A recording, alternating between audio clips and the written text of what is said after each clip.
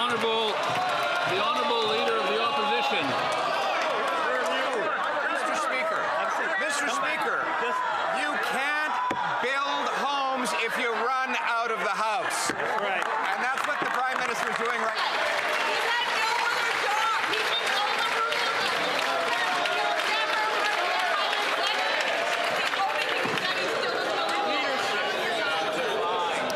Leader of the Opposition. Mr. Speaker, we learned today that 8 months after the Prime Minister was elected, promising to build nation-building projects at speeds not seen in generations, he hasn't even begun consulting with First Nations people about his promised pipeline to the Pacific. And now the Assembly of First Nations has condemned his plan because he hasn't done any consulting with them. Today he will address the Assembly. Will he for once say one thing to no matter who the group he's speaking to, be clear that he wants the pipeline to get built and that he'll get the consultations done to make it happen? The Right Honourable Prime Minister. Mr. Speaker, the great thing about Hansard is you can consult it and find out what the member opposite said last week. In effect, would we ram through a pipeline? No, never. No, never.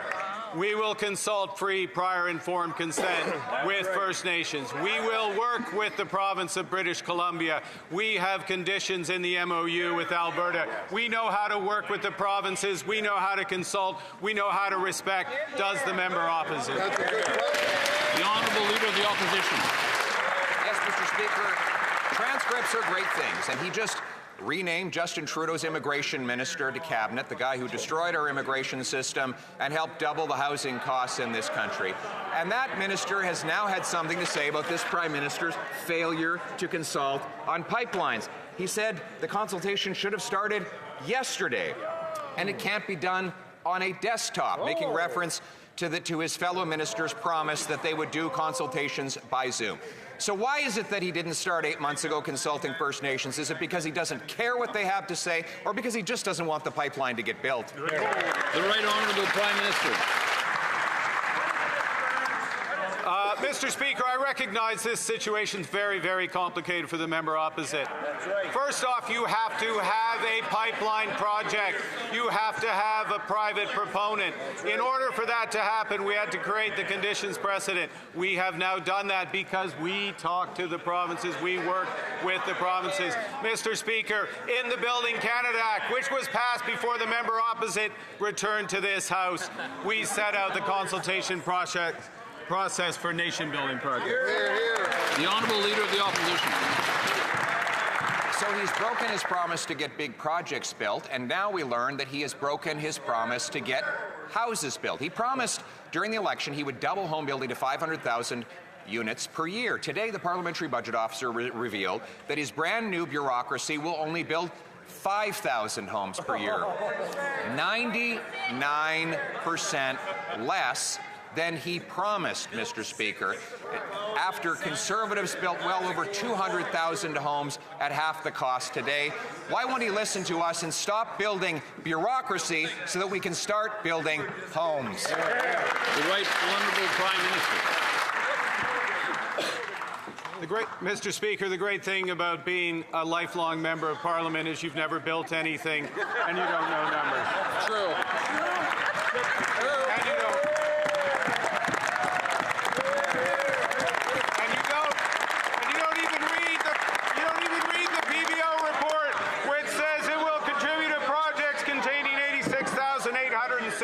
Units, 130,000 a unit.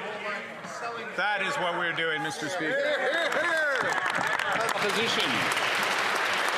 Mr. Speaker, the only thing that member built when he was the Governor of the Bank of England was the housing crisis in that country.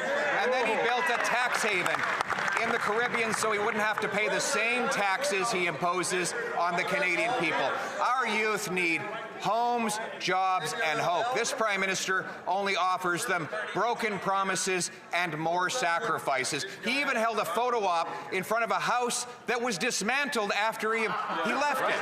So here we have a Prime Minister whose houses disappear after he announces them and promises disappear after he makes them. The Right Honourable Prime Minister. Mr. Speaker, the House in that announcement was sent to Nunavut. Nunavut is one of the territories of this great country. Nunavut is more than just a place where you fly in, make a photo op, don't speak to the Premier of Nunavut. Nunavut is where we are building 700 houses under Build Canada Homes. Houses that are cheaper, houses that are more efficient, houses that work. The Honourable Leader of the Opposition. Mr. Speaker, you can't build homes if you run out of the House. That's right. And that's what the Prime Minister is doing right now.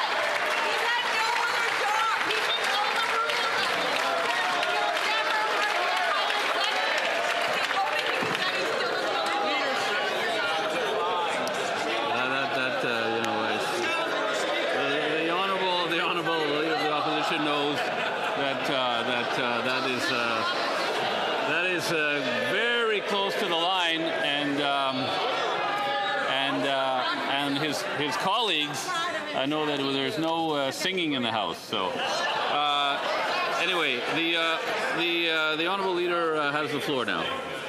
Mr. Speaker, it's very sad the Prime Minister does not want to debate how we get homes for our youth. Our young people deserve homes, jobs, and hope. He was feeling very cocky a few minutes ago until he worried that I might present him with the facts. That the Parliamentary Budget Officer revealed today that his new housing bureaucracy will build only 5,000 homes per year, which is barely 1% of the 500,000 homes that he promised during the election. Construction is falling off the cliff. Why won't the Prime Minister stand in this House and debate it? The Honourable Government House Leader. Mr. Speaker, for the record, the Prime Minister is doing his job, and now he's off to speak with the Assembly of First Nations, doing the job of the Prime Minister of Canada, not standing in this House doing quippy quips for Twitter.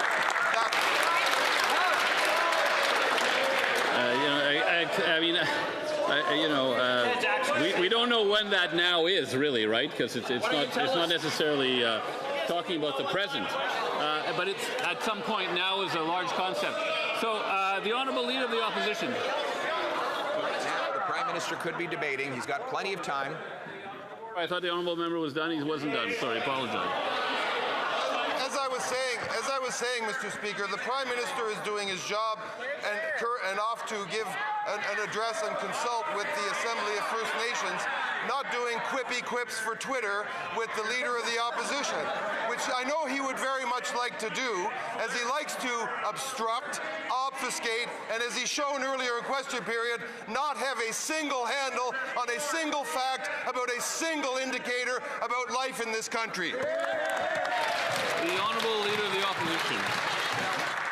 Let's speak about indicators then.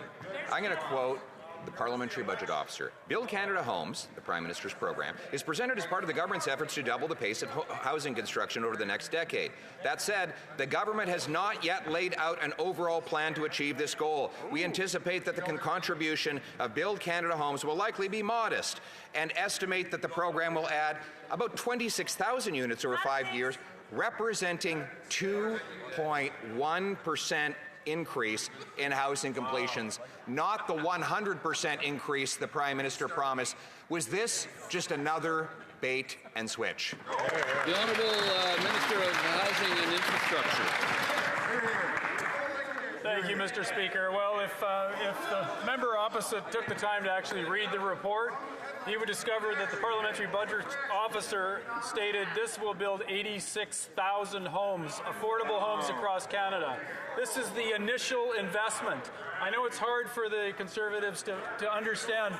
We're going in phases here. The initial phase is $13 billion, which they voted against in the budget. They're doing nothing to build homes, which matches the opposition leader's record in the past of 6 homes. So, The Honourable Leader of the Opposition. That minister was literally the mayor of the city that became the most expensive housing market in all of North America. More expensive than New York, Los Angeles, Chicago. And now he brags that not only will they only build about 2% of the homes that they promised during the election, but they're spending $13 billion to do it, Mr. Speaker. Failing is bad. Failing expensively is even worse. So rather than having the costly mayor stand up and answer for him, will the Prime Minister have the courage to answer for himself? Where are the homes he promised? The Honourable Minister of Jobs and Families. Mr. Speaker, I'm so proud of the City of Thunder Bay, who just passed through their council. The Minister may begin from the top. Mr. Speaker, all across the country, municipalities are stepping up to make new housing available for some of the most vulnerable people in our community. Take the City of Thunder Bay, who just last night, through their council, approved a motion to free up surplus city land for 1,400 homes, facilitated by the Housing Accelerator Fund, Mr. Speaker. That's the work of a government who's behind communities, who's behind people. And here's what we can say about the Conservatives. They vote against the very people that need that help. Mr. Speaker, we're building Canada strong with municipalities like the Municipality Marathon who's here today. The Honourable Leader of the Opposition. Mr. Speaker, I want to thank the member for pointing out that we have voted against every single program that doubled housing costs in Canada. This Prime Minister created the biggest housing crisis in the G7 when he was the Bank of England governor. And now he's come here to adopt the same Trudeau-era policies of building bureaucracies rather than building homes. And he promised this was all going to change, that the latest bureaucracy would change everything. But today, the parliamentary budget officer proved that he'll only build 2% of what he promised. Why does this Prime Minister block homes and break promises? The Honourable Minister of Housing and Infrastructure. thank you, Mr. Speaker. Well, it's rich for the Leader of the Opposition to speak about this. As we all know, when he was Housing Minister and I was the Mayor of Vancouver, he built 6 homes as a Housing Minister. That's a deplorable record. And it's deplorable that the members opposite won't support a budget that has $13 billion for affordable housing, that the parliamentary budget officer states will build 86,000 affordable homes.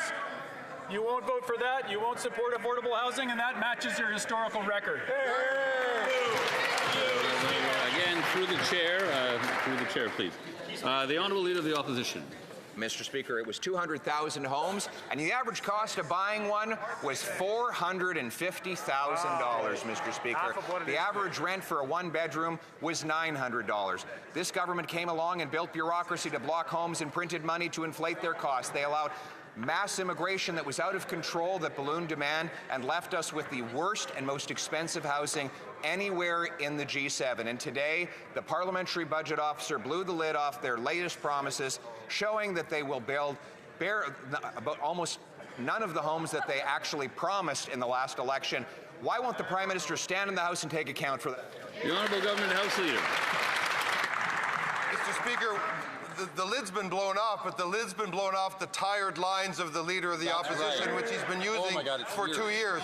He has systematically stood in the way of investments in supportive, in social, in low-cost and low-income housing in this country throughout his exclusive 20-year career in this House of Commons. He has systematically stood in the way of supports like dental care, like child care, like the Canadian Child Benefit, like school nutrition, the very things that he fakes and pretends to care about in this House, but would vote against, and Canadians know he would vote against everything with care in the name, Mr. Speaker. He needs to...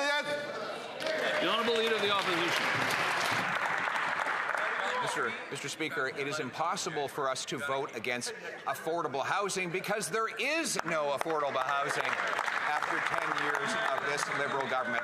Now, one positive idea we could all agree on is to reduce the cost of the steel, the concrete, the cement, the glass that goes into building homes. But unfortunately, this Liberal government has an industrial carbon tax whose stated purpose is to raise the cost of all of those things.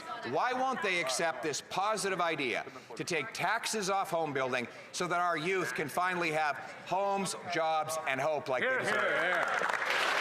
The Honourable Minister of Jobs and Families. Mr. Speaker, yesterday it was distressing to see Member of Parliament after Member of Parliament from the Conservative side vote against and argue against relieving consumers of the price of carbon, which we have, as you know, in this bill in front of the House, promised to do, which they voted against. Mr. Speaker, they will vote against a tax cut for 22 million Canadians. Mr. Speaker, something again that Conservatives like to talk about, lower taxes, but in actuality, fight against. So who are they really fighting for, Mr. Speaker? Because it sure isn't the Canadians or the Conservatives I'm talking to in Thunder Bay Superior. Leader of the Opposition. Mr. Speaker, the industrial carbon tax is not just a tax on homes, it's a tax on food. When you tax the steel that goes into farm equipment and the fertilizer that is necessary to grow food, when you tax the food processor, you tax the food. No wonder that since this Prime Minister took office, food prices have increased roughly 40% faster in Canada than they have in the United States. Canadians deserve affordable, nutritious, delicious food on their plate. Will the Prime Minister stand up now and agree to get rid of the industrial carbon tax so that Canadians can afford to eat? The Honourable Government House Leader. Here we go again, Mr. Speaker. Here we go again with the imaginary taxes. And as my colleague just said, when presented with the opportunity to vote for a tax cut for every single income taxpayer in this country, they say no. When they get a chance to vote to cut the GST, to remove it on the GST for first-time homebuyers, they say no. When they get the chance to vote for the removal of the consumer carbon tax, what do the Conservatives say? No, Mr. Speaker. When the time comes to vote to give Canadians a break, what do the Conservatives say? No.